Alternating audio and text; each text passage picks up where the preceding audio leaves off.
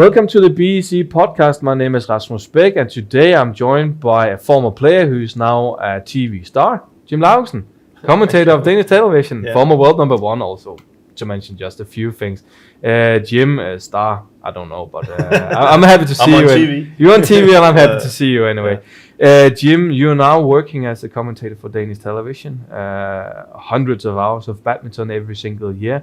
Of course, that's fantastic for the Danish public to know that they can basically every day watch badminton and on your channels, but also, of course, having big insights in what's happening around in Europe, around the world.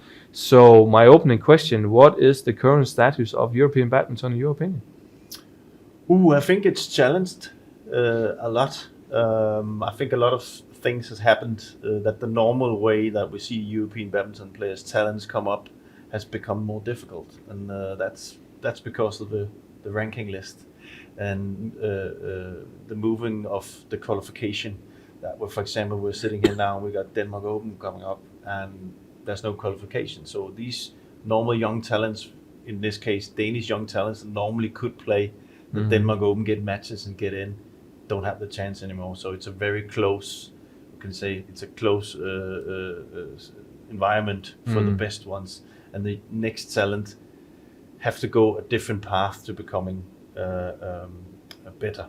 And in the Europeans' case, it is that I think there's 17 tournaments of the big ones in Asia, and there's only 6 in Europe. So that's becoming more difficult, and we also see more Asian youth players coming to Europe, which is fine, but it makes it more difficult for the young talents in Europe to get the points to get into the big tournaments. So I think it's pretty challenged at the minute. Was it better when they had the qualification for the bigger tournaments, in your opinion? It was better for the young players and for a lot of things, but for maybe for I could say the way of structuring tournaments and making sure that you're on time and all this, it was maybe not so good. But I don't think we've seen the big difference. For example, you moved the qualification for the All England, and they just took a day away and played it anyway. So it didn't make that much of a difference. I follow you on social media. It's not unusual that I see that you, I don't say complain, but you at least you explain that some days are quite long, especially finals. Up to 8-9 hours sometimes. 7-8 hours. 7-8 hours. Yeah. What is the biggest challenge from that point of view? Actually, on that point of view, that the days are too long, but how can we actually handle it in the sport of badminton? Yeah, well, I've heard, this is my idea, and I've heard some people saying it as well. Maybe split up the finals, like you do in the Olympics, so maybe 2 finals or 3 finals, 2 finals on a Saturday, and then 3 finals on the Sunday. The problem with having that many hours of a final is that, well, you could picture yourself now. You got a kid. You try and bring your kid to the hall for 8 hours. I'm pretty sure you know what's going to happen after an hour. It's not going to happen. It's not going to happen. No. And second of all, not that many TV stations or channels have 8 hours. So and this is one of my biggest things as a former men's double player. What I still see is the problem is between the broadcasters, the countries, and the event. They all have to talk together. That means that we want the games at the right time, and then we want to keep the spectators in the hall. And I often see the men's doubles as the last one, and often the men's doubles is on at maybe after 7 hours. And in our case, we are pretty lucky that we have this thing called TV2 Play, that it goes on a streaming service. I don't know how many countries that have that. That means almost I counted for 4 tournaments in a row. The men's doubles was simply not shown, maybe on television, which is bad. So you need to find out how to do that. I will also say the biggest thing also is, of course, we have to have ceremonies. We have to celebrate the winners and all these things. That has to be there, but that takes time. So what we have counted sometime is there's 1.5 to 2 hours without badminton. Out of 7 hours. Out of 7 hours, which in my case I think is too much, where you have nothing to talk about, and so it becomes. I think it's a long thing for television. I think it would be better to split it up. What about splitting men and women different tours? It works in tennis, so I think that's a solution as well. And I always hear this, but then we lose this and that, and talk about the Olympics. Well, tennis is in the Olympics, and you can maybe correct me if I'm wrong. What I'm hearing is the last couple of, mostly all the time that badminton has been at the Olympics, the viewing numbers are incredible. So I'm not so afraid that badminton would be kicked out of Olympics, because why should they throw out a sport that has great numbers? So splitting it up would be a good idea as well. And you do have great female stars. So it's not like it's only the men, but you have Sindhu and Marin and Tai Tzu-Ying, enormous names that can keep a ladies tour up. And of course you have the men's as well. So that could be an idea. And then maybe have Grand Slams like in tennis, where you keep it together. I think it could be a good idea. If we look at the setup at badminton tournament right now, we see, for instance, at Denmark Open 3 courts, All England, I think it's 4 courts, but the center court idea has not been implemented so much in badminton compared to, for instance, tennis. Is that a way that badminton should go, or is it actually good enough, or is it the perfect solution to have 3 or 4 courts so you can actually see multiple courts at the same time? What's your opinion on that? I think I like the idea when you are in the hall that you can see more matches, which is, I don't think you can find a hall for each match, so you can choose like in tennis. So I actually like that idea, and I think the center court would call the TV court today. So that's okay. But I think it's more or less how do you structure the tournament so they're not so late all the time. And in my case, sitting as a commentator, I still have I'm a little bit frustrated with that. I sometimes sit with some games or matches on the TV court, and I have matches on other courts that is way more excited, and we can't see. We have to understand that still in today's badminton, we're talking 2019. I can have a match with Momota and Lindan. You can probably not get bigger names in badminton playing in the first round, because at some point Lindan wasn't seeded, and nobody can see it. It's not shown. Can we afford that in our sport, to have such big names not being shown? I don't think that would happen in tennis. I'm pretty sure if you take an old Federer, he still plays pretty well, and then maybe Djokovic, do you think that would be shown? I'm pretty sure. But the money in tennis is big. That's no secret. The money in badminton are smaller. That's no secret too. It's getting better. But it's getting better. Way better. But it's still. But compared to tennis, it's still quite small. Yeah. Is that a fair argument of not having 5 TV courts, for instance? I don't think the cost of having, let's just say 2 courts.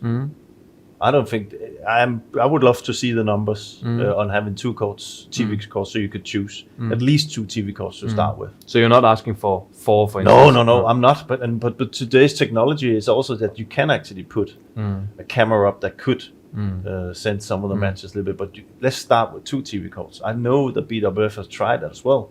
I actually thought the last time they changed it would be like that. We see that the World Championships, and it works really well. But I don't think that the economy of putting 1 extra TV court up is gonna ruin badminton. Not with the economy that comes in.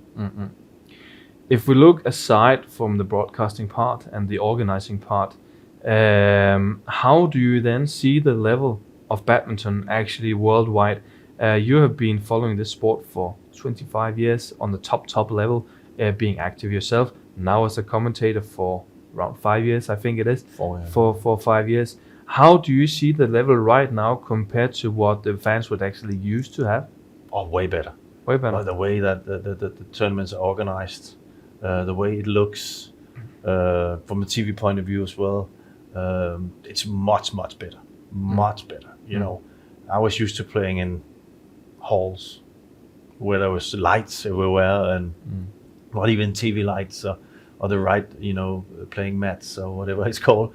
It's much better.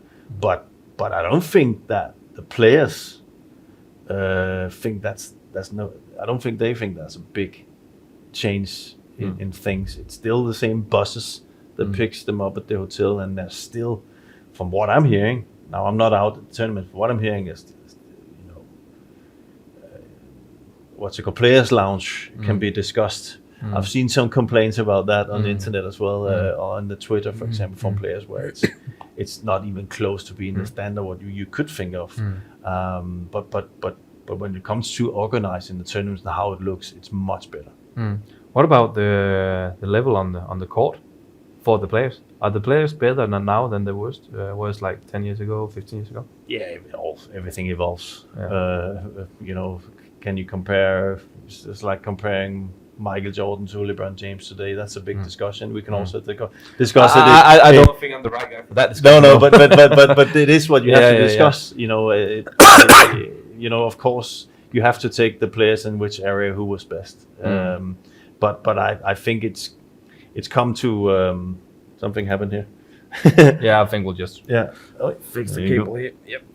I think that there's if, for example, if you take the from 2005, I think they changed the scoring system. Till now, it's developed all the time when you can take maybe players from that DNA or the DNA they had when they played was much different from what they have now. So, but of course, they're better today than they were before. But there is some things, of course, has also changed.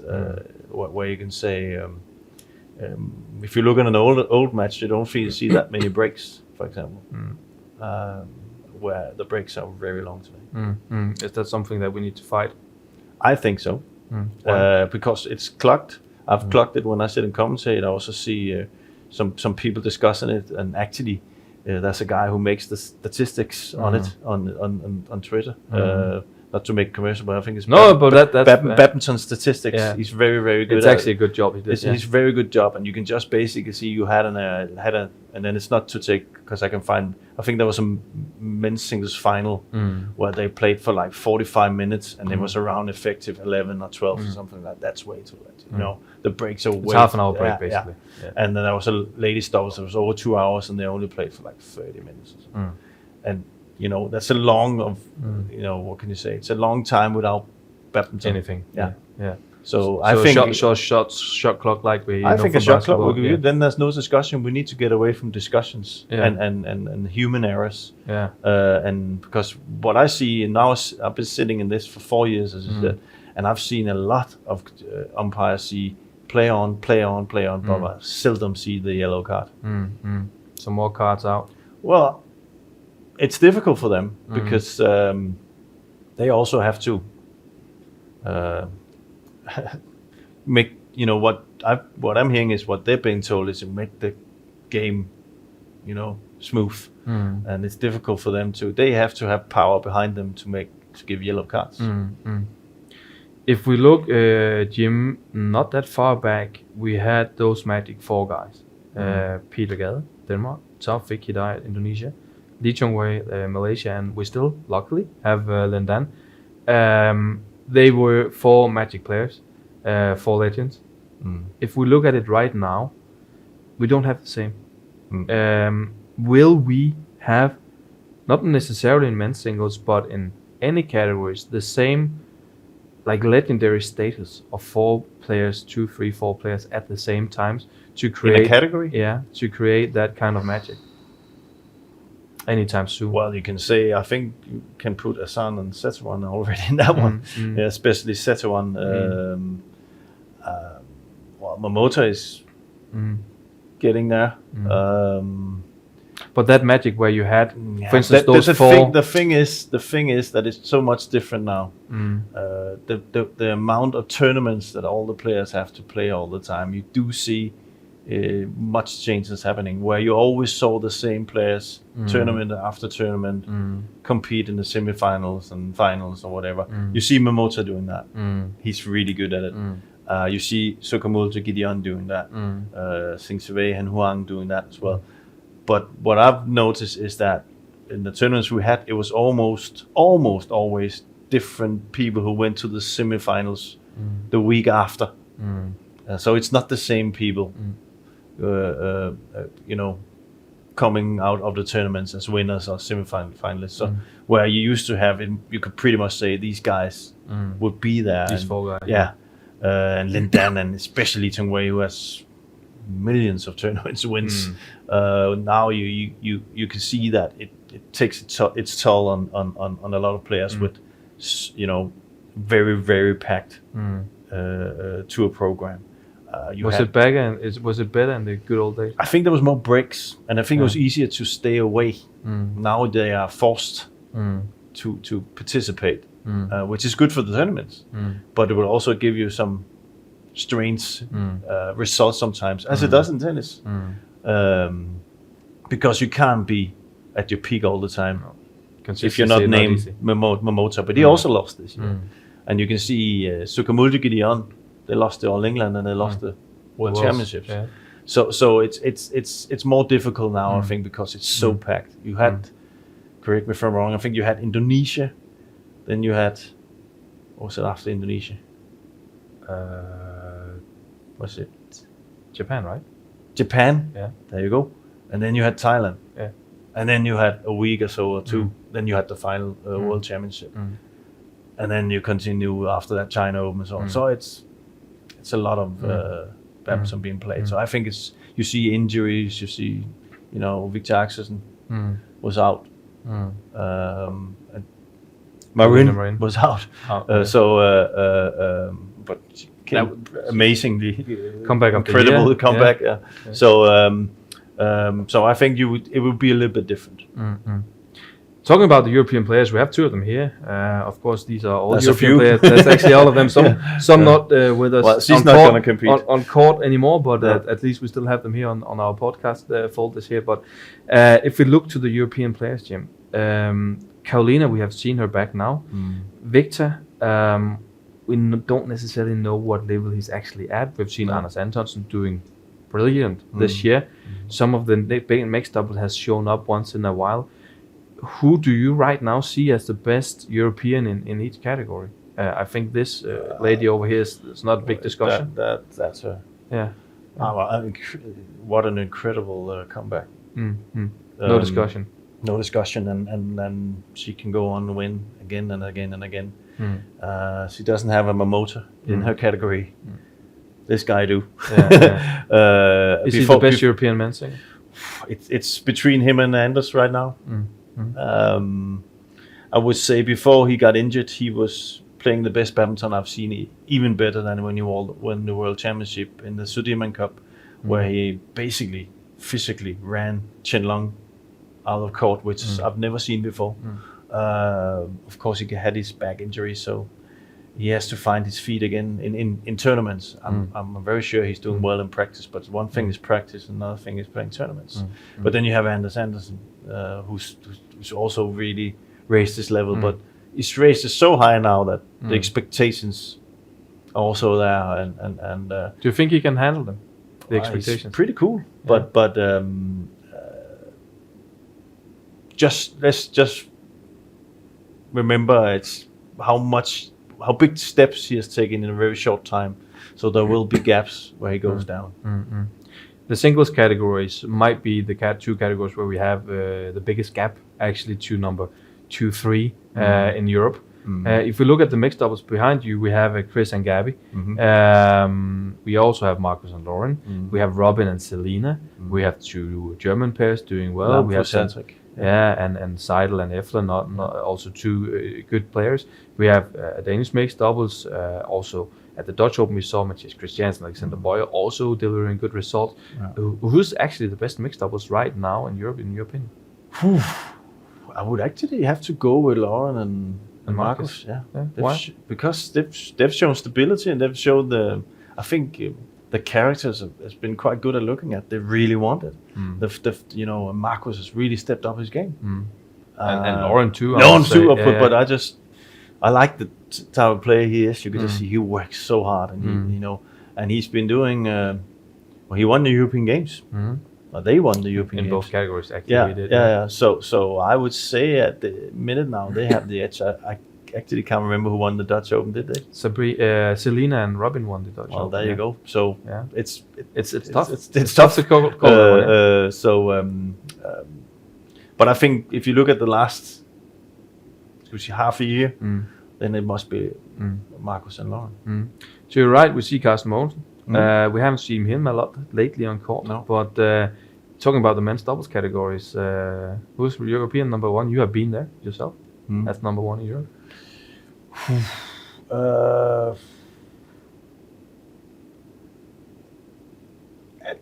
At some point, actually, I thought that Marcus and Chris was doing best, actually. Also won the European Games.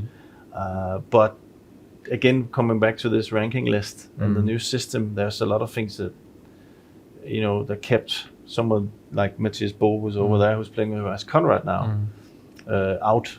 But at the minute, I think they might have the edge, Mathias and Mads. The players they've been beating, Alfian Adianto, the Koreans, so they might have the edge, and then it's close. We have Kim and Anders in there as well, and Chris and Marcus. Then you have, I saw some brilliant, good players, young talents in the world. The Scottish pair did really, really well. Lamfus and Seidel, also on the right day in the right environment, they also can make it tough on people.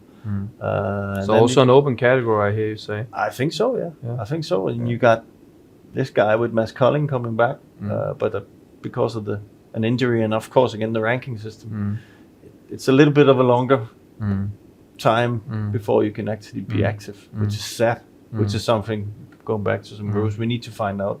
We can't keep some of the biggest players out of tournaments because they played one. Mathias and Mats played one match in a Thomas Cup somewhere, and then they only have a few points. That needs to be looked at. We can't have the best players not being in the tournaments. But it's a close call. If you come from England, it's quite clear who's going for the Olympic if they have an Olympic spot. Same for Germany, same for the Netherlands, same for France, so on.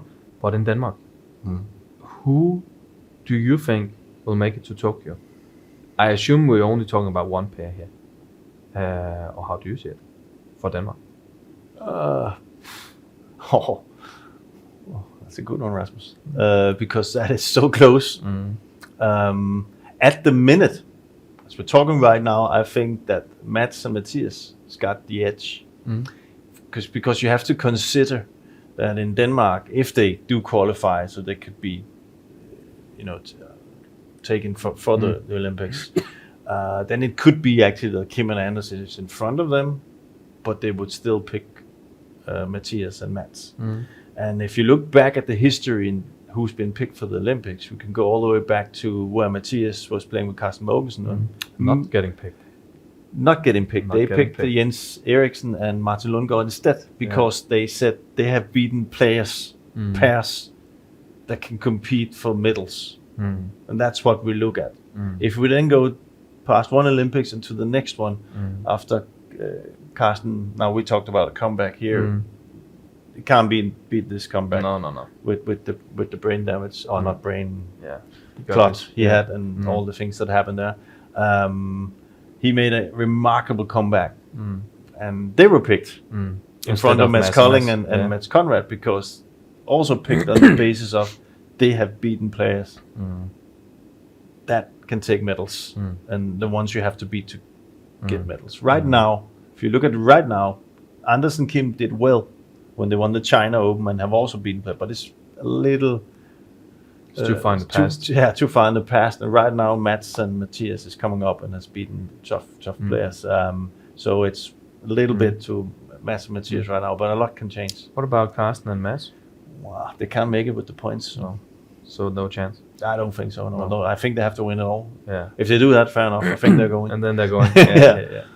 Of course, it's not polite. It's always women first. I actually think you said today in TV2 Sport that they've given up the dream of 2020, but they're actually going for 2024. Yeah, so we will have a long run for Carsten Mogensen still, but that's good. Never say goodbye to a legend before it's time, right? Nope. Of course, we should have started with the women first, when the women's doubles category. Now we're actually going to finish that, talk about the categories. Strongest European women's doubles currently?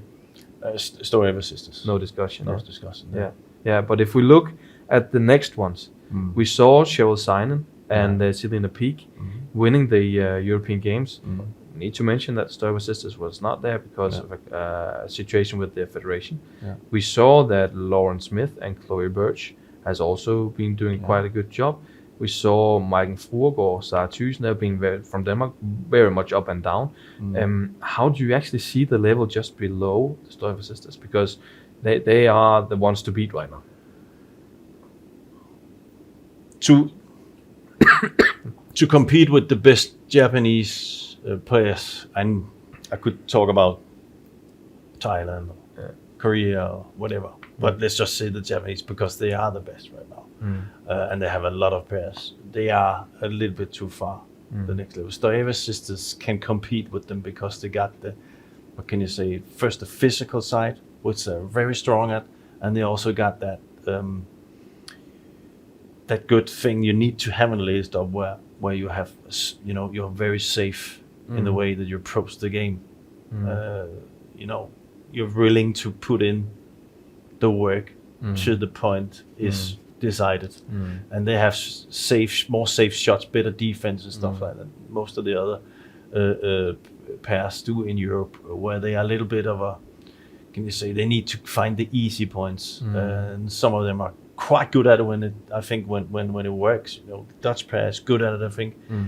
Maiken and Sarah actually also, when under the right circumstances, when there's a lot of drift and stuff like that.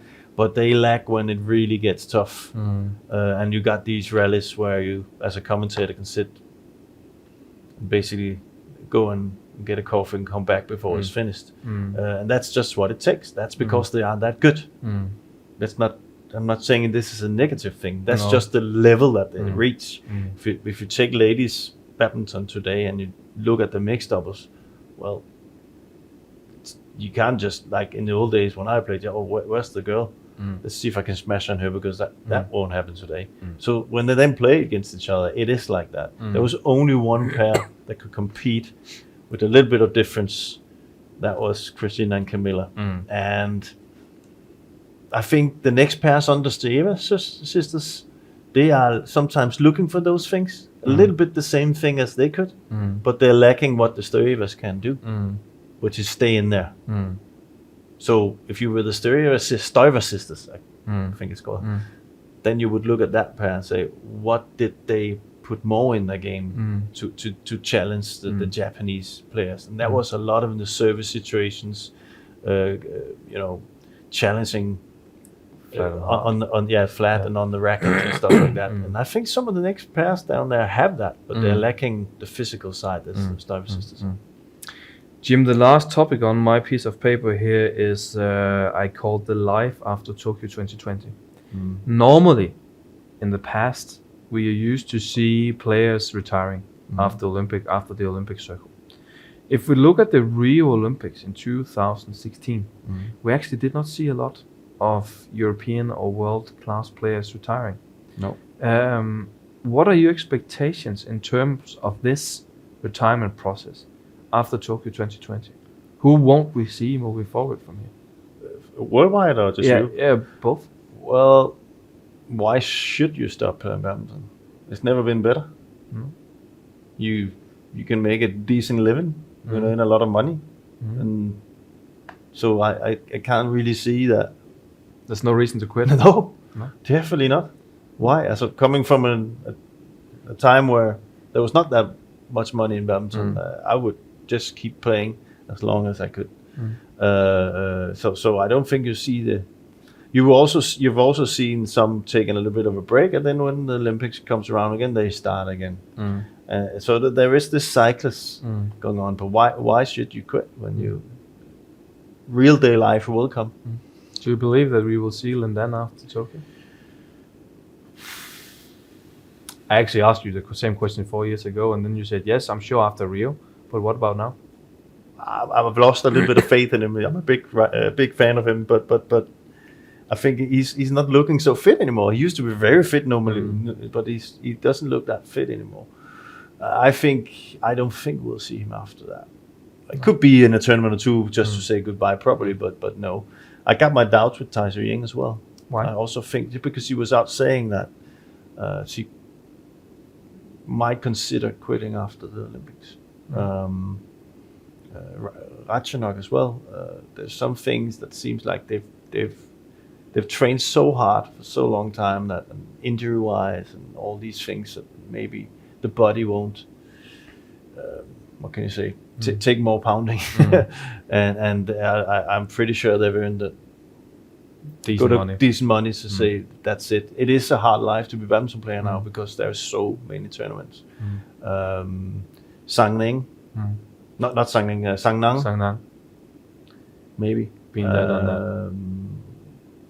I'm pretty sure you will see a lot of the Danish players continuing, but that's because there's a big thing coming up in Aarhus, Thomas Cup. So either if that wasn't there, you could maybe see Janne Jørgensen say stop. And of course these guys, Matthias and Carsten and stuff, also have that to go for, which is a very, very big thing. It is. To have the Thomas Cup in Denmark. Yeah. So I think a lot of these players will go for that. So would you have loved to play Thomas Cup in Denmark? It would be amazing. Yeah, it's the best tournament at all. You know, it will. It's just. I think and that's up to me, of course. But I think I need because I had a big challenge when Denmark won it to actually tell in Denmark how big this was. You know, I think we're over that now, but we still need to explain what is this. You know, what is the Thomas and Hugo Cup? It is for many countries that's so important. You know, for you've seen the classic battles between Indonesia and Malaysia and China. You know, that would have been amazing. Who would you be most sad to see leave if he/she retires?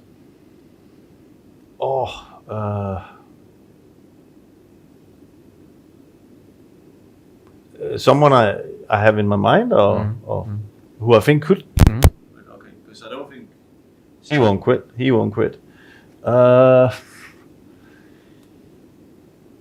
She also have World Championship in Spain coming up. Exactly, yeah. Yeah, but there's no reason why they have the youth in them.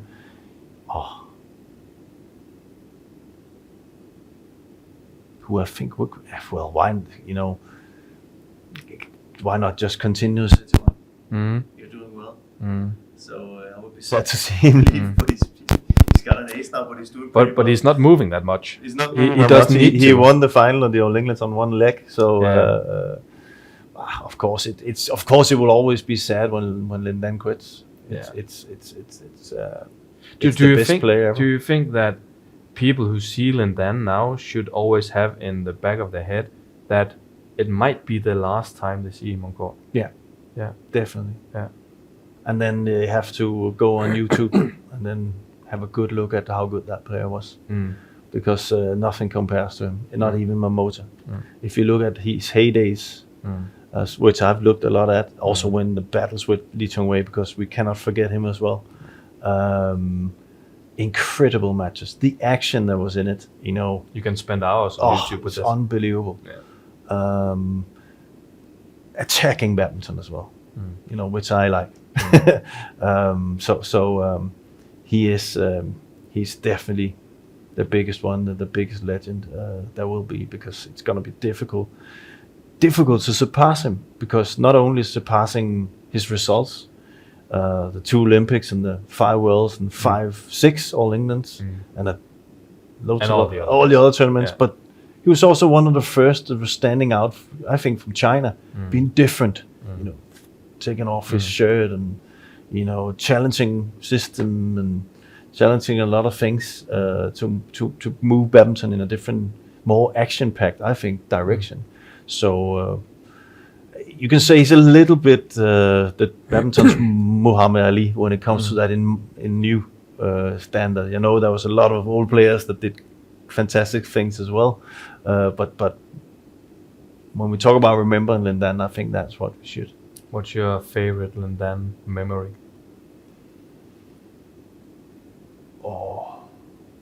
There's loads of them. I must say that the final of 2008, the Olympic final, you know, where he in Beijing. Well, he didn't make any. He didn't lie about it, but the whole year he just basically played on 80%. and I know you can't say it here, but I'm going to say it anyway. That's how I commentate. You know that. I'm pretty sure he didn't play his best in all the finals. He lost to the other Chinese players because basically what I was saying, his biggest thing was to get 3 Chinese players to the Olympics because they have to be 3 in top 4. But when he really opened up at the Olympics in that final, unbelievable. Best ever. Yeah, but yeah, by far.